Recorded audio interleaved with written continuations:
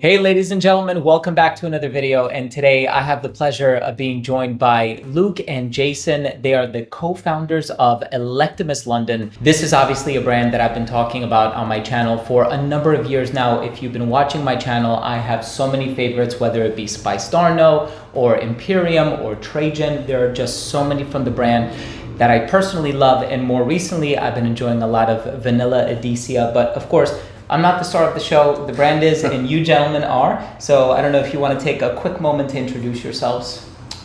Jason Collison, co-founder of Electimuss with my business partner Luke. It's been our great pleasure to basically be involved in creating fragrances that the audience has fallen in love with. Luke, co-founder of Electimuss. Just want to thank everyone out there that supported and looked into the Electimuss brand. My experience with the brand, and obviously I've been playing around with it for a number of years now, is these are some really strong, powerful, potent, enduring compositions. And it's kind of become this narrative in the community where everybody who picks up one of these bottles, they try it on skin, they all have the same comment to make, that it lasts 12 plus hours, it is super strong, super long lasting. Did that happen by coincidence, or is that just something that the perfumers played around with the fixatives, or how did that happen? I think it's part of the Electimuss DNA. In every sort of brief, it's definitely part of the conversation. The big molecules in the perfume that give it tenacity, long lasting, and we look at making sure there's a high percentage of the bigger molecules. And yeah, we're glad that people have sort of noticed that. The three brand pillars of Electimuss are basically daring, opulent, passionate, and the composition we try to be daring and in excess and over the top. And it's worked for us, and the audience have picked up on it. We try and create without limitation really for the perfumers. I guess that sort of makes it a little bit different to sort of work with us. They get to try sort of new or more expensive ingredients. One of the sort of creations we've got sort of coming, we've got a big percentage of Irish butter, which is a very expensive ingredient. Yeah, I can't say which perfumer right now, but I think the perfumers sort of it's different to sort of maybe working on a more sort of commercial brief. I think that's another thing that impressed a lot of the consumers, is that they're looking at the catalog of perfumers with whom you've worked, and it's like Cécile Zarokian and Julien Rasconet, and these are very familiar names in the industry. Yeah. We're lucky to have such a good list of perfumers. Worked with Julien back in 2014 when he was still an independent perfumer before he sort of got his big breaks. We've been sort of lucky to sort of be part of that journey. Cécile, she's known for being like the queen of vanilla, and so that was a sort of obvious choice to sort of work with her. Sophie Bardelli, who's probably was sort of lesser known, and with Mercurial Cashmere, she's sort of becoming more and more sort of famous. I know her profile's going to raise again this year. John Stephen, he's a classic English gent. Yeah. He's probably the only independent perfumer that's in the UK that compounds his own fragrances, sources all the ingredients. So you mentioned Cécile being the queen of vanillas. So does that often come to your mind, like, we want to put out a Gourmand, we'd rather work with her versus another perfumer, and vice versa?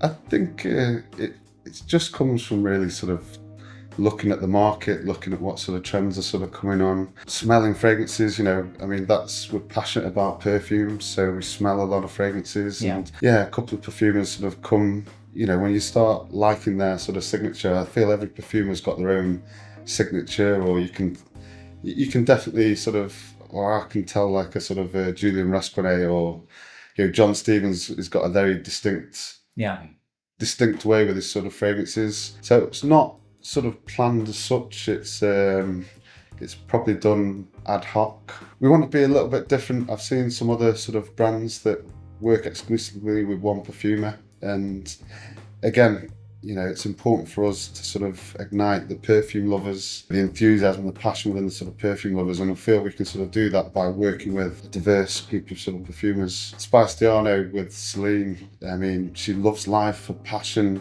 her energy. To get her in a room, she's captivating. And it sort of comes through sort of her creations. So we're definitely going to be working with Celine again.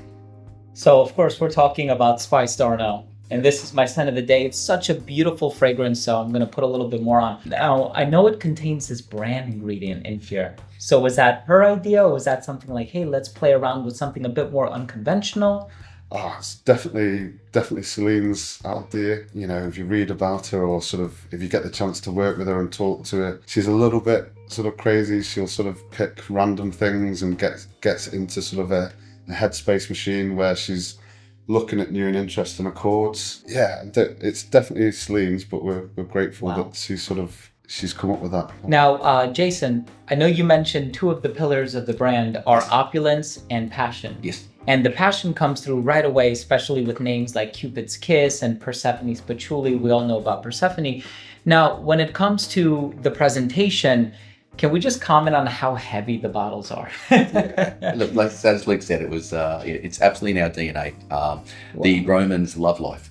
They wanted to always get more out of life, and so part of our DNA is to have that unique selling point of we are over the top, we are in abundance, and we want that to have shelf presence all the way through to the scents themselves. So the bottle is a crucial part of, I think, the Electimuss brand. And it's wonderful that when you see an Electimuss bottle, it screams indulgence, and that's what we want. Gotcha. So between us, well, and everybody watching here, of course, I often think about when I'm in my own studio and I'm reviewing perfumes and whatnot, I like to display some brands behind me, but I also want something that fits and looks nicely on the shelf, something that's presentable.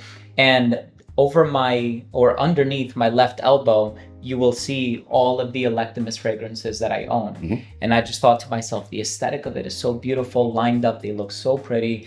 And again, they convey the sense of opulence and grandeur and luxury. And, I think you guys from the get-go did something really beautiful, really special. And now, as of the last couple of years, I especially love seeing the diversification of the different colors and also how you have like this starry night aesthetic peppered on the front of the bottle here. And this is such a beautiful agarwood based fragrance as well. Now, what if you had to pick your top 3 favorites? Is that a fair question to ask, or they're all kind of like our babies, right? So it's hard. I think I've got a couple of favorites, but more it's come from how they were sort of created. I think Amber Acolari is still my sort of favorite one. Yeah. It was, it's the first fragrance we created with Julian Rasquinet in 2014. Wow. So that's still my favorite. I think the Spice Diano one will be in the top 3 because I just find Celine infectious. And then I'd say Mercurial Cashmere. That's a fantastic selection. I think more old school, so Imperium, Trajan, and Gladiator Oud, because my wife wears it all the time. Ah, okay. So there is always that element of sentimentality in there. To remind you of a person or a moment, a vacation you took perhaps or whatnot.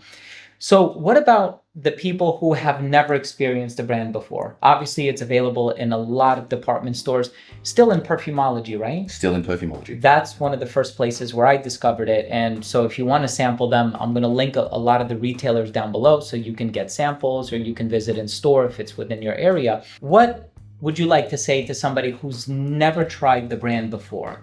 Do you want them to go in with sort of this blank slate mindset, or do you want to give them some tips, some hints, some pointers, guide them? I think, well, after this, I'd say it's a wide range. So 26 fragrances over 6 collections. I truly believe that there will be a fragrance in our collection that will suit everybody. Yeah. But it's also about where it transports you and how it makes you feel. And I think you really have to wear it on your skin. And that's when you really know, is this scent for me? I think Electimuss provides something for all the senses, really, from the sort of presentation of the box to the heavyweight bottle to the actual juice itself. We just want to sort of have a bit of a perfume playground and let people sort of go on this adventure with the fragrances, and that's hopefully we're doing a good job of that. Well, I can tell you as a consumer and as a fan of many years, you are both doing an exceptional job with that. Thank you. Now let's kind of finish things off in a bit of a fun way. Let's see if we can, among the 3 of us, co-curate a list. So we're about to enter the fall season. What are the top 5 Electimuss London fragrances for the autumn? I think it's, for me, traditionally, I would go for the, we're sort of famous for the sort of heavier fragrances. So again, I'd go for the Amber Acolari. I would go for the Aquila Absolute with a bit of the spice. The Vanilla Edition for a gourmand fragrance is definitely Gladiator sort of winter, autumn. Yeah, that's an amazing one. Gladiator Oud, definitely. And spiced Arnold. And Let's not spiced forget banana. Awesome. I love it. And do we have maybe 1 or 2 more minutes to talk about the brand new release? The Caspian Cherry, October 24, another Gourmand. I believe it fills a place that we haven't had in our collection. We're quite excited about it. It's part of the Explorer collection. So I tried this off camera and it's so silky, it's velvety, it's really creamy. You have this vanillic undertone. These gentlemen have not shared the note breakdown with me, but I'm sensing a little bit of vanilla. You do have this tart cherry in the opening, but it's not overly sharp or aggressive. It's a really sensual, romantic, and provocative fragrance, totally unisex. And just based off of that initial spray, I surmise it's gonna last a very long time. Am I right? Oh, yes. I think it's quite a challenge to sort of do a gourmand fragrances with the long lasting, but hopefully we've sort of got it. I appreciate both of your time very much, gentlemen. That was Luke and Jason. Any concluding thoughts for the audience? We would just really want to say thank you so much for coming on this journey with us. We always appreciate it, and we'll never underestimate. So, of course, if you would like to discover Electimuss London, I'm going to leave all of the appropriate links down below in the description box, so definitely make sure you check them out. And of course, if you took anything of value from today's episode, I would really appreciate it if you would consider supporting the channel by clicking subscribe, hitting the bell, and giving this video a thumbs up. It would really mean a lot to me. Thanks again for watching. I appreciate you all, and we'll see you tomorrow with a new episode. Bye.